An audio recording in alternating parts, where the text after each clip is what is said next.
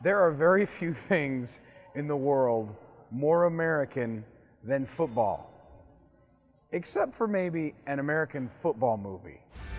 12 years, 151 games in a row.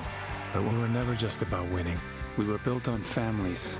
You know, you never know who you'll run into when you go to the movies either. And when Michael, my producer, and I were watching When the Game Stands Tall, we happened to be sitting next to Jim and his lovely wife, Joanne, right? Right. Got the name right?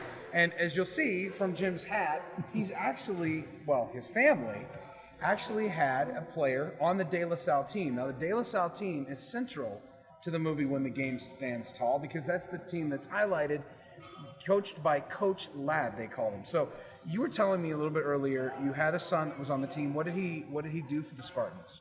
He was on a defensive line. He was pretty much second string the whole time, but he was on what's called the scout team. And the movie brings it out a lot. There's this brotherhood. There's a commitment to the players, to each other. There was always, you see the hand holding in the game itself when they go on the field. But during the game and even off the field, but each player had a team buddy, if you will, that they were responsible for on the team to make sure that anything happened to them, that your buddy was right there with him all the time. Kind of compare, contrast them for me. Were they close? It's pretty accurate. It's pretty accurate. Okay. How did you see the accuracy? The actor Jim Cazibel, I think that's how you pronounce his name. Yeah, the guy that plays Coach Ladd. Exactly. Mm-hmm. In this, he nailed it with how Ladouceur's. When you look at Coach Ladd, you see he's expressionless. Reminds me a little bit of Coach Pete here in Boise. He's that very emotionless, stoic face. Stoic, yeah. Very just much. Kind of very focused. Very much, yeah. We got lost, caught up in the hype, the glory, and the relentless pressure. That's not who we are. We need to stand back up and find our way again. So on Reviews for the Rest of Us, we talk about the three things we think you care about when it comes to movies. We think normal people care about. Was the movie any good? Should you bother spending the money to see it at the theater? And who should you see it with? Well, like Jim just shared with you, it's a pretty good movie.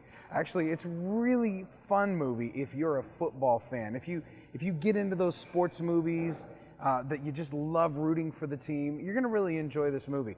Even though it's not necessarily an underdog movie, there's definitely those emotions that you'll feel. There is a faith-based element in this movie too, and it's handled really well. So if you are a person of faith, if you're a Christian, you're gonna find that enjoyable. If you're not, you're like, ugh, I don't know about that.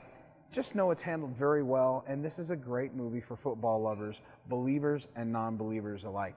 As far as whether or not you should see it at the theater, that one's up to you. It's not necessarily like this is a movie that you'll be really bummed you didn't see it on the big screen, with one exception. If you're a football fan. See, if you're a football fan, then you know football movies are best seen on the big screen.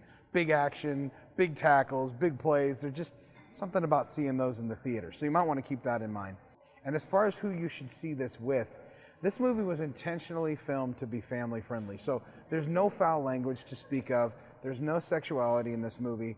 And there's kind of an inference about substance abuse maybe, but not really. So there's very few landmines to worry about if you have kids. Could be a good guys' night movie, date night movie, or even family movie for probably kids 7 or 8 on up, really.